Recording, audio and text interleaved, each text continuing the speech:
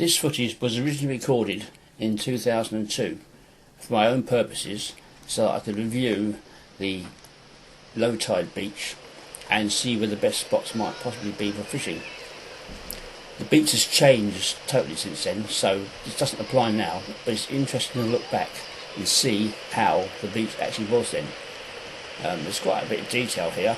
It's very wobbly in parts because it's quite amateurish, but you'll get the gist of it anyway.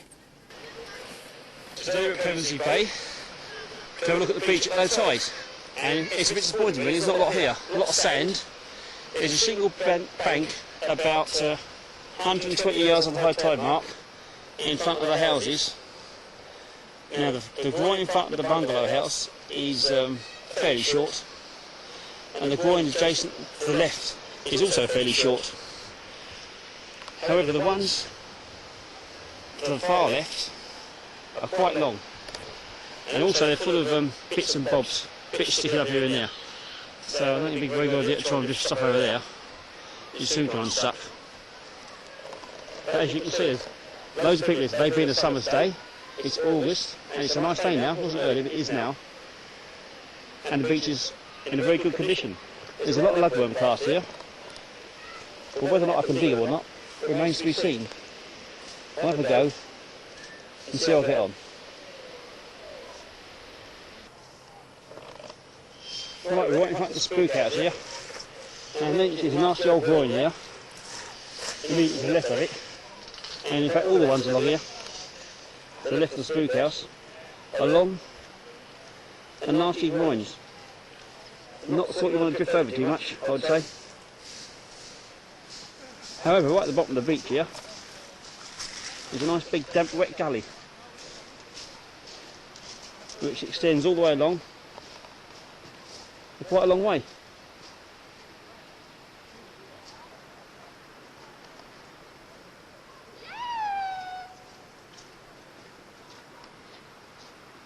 There's a small gully on the spook beach, but other than that, the gully disappears as you get onto the bungalow beach.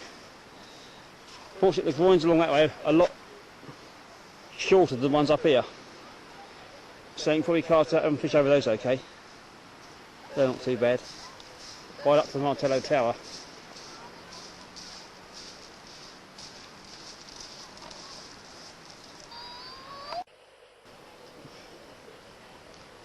Right, I've now come along the beach adjacent to the last house to the east of the spook house, and the groynes are quite short but a bit snaggy, but there's a huge gully here, and it's very deep as well. I mean, it must drop a good 18 inches, and the afternoon sun just about shows it up, just showing you that edge of that gully there, and it really is pretty deep. So I imagine quite a big current comes along here to make a gully that big, and it must be about 100 yards, I'd say. And beyond the gully is nothing but more or less flat sand. There's a big bank there, and beyond the bank is more flat and ripply sand. It's quite a high bank, very dry, but this gully goes right along the beach there, almost as far as I can see.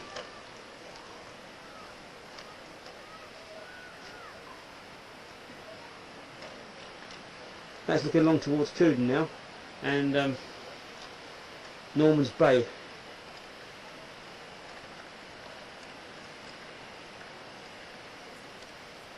It really is a glorious day now. The wind's dropped. It's just nice sunshine, and it's warm and pleasant. Totally different from this morning. I'm now on the beach in front of the sailing club, and it's quite an interesting beach. There's a big deep gully here. It's quite rocky. The beach to the right is very rocky. The beach here to the left is a bit more sandy, but still a little bit snaggy, rather large rocks.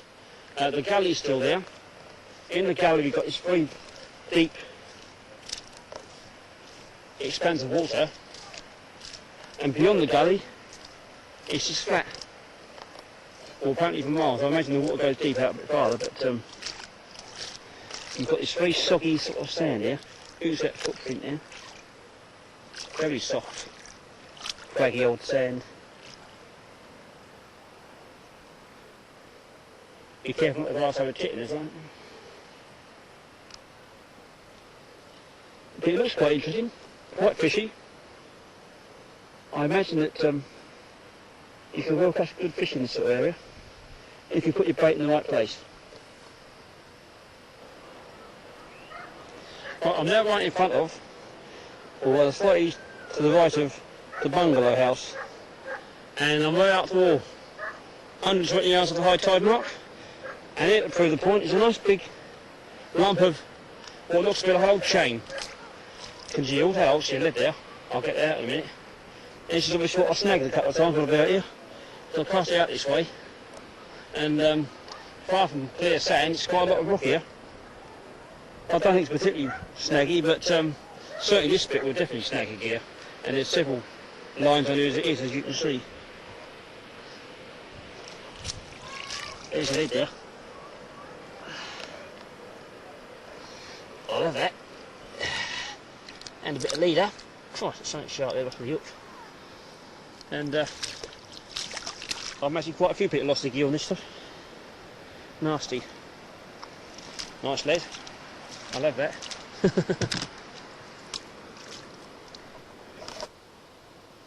All the groynes directly in front of the bungalow are quite short. Well, it must be a good 7 foot, 8 foot high, I should get one, but still quite short. And the sand slopes away for about 80-90 yards, at which point there's the shingle, or the shingle rock, and then it's pretty flat after that for out quite a long way.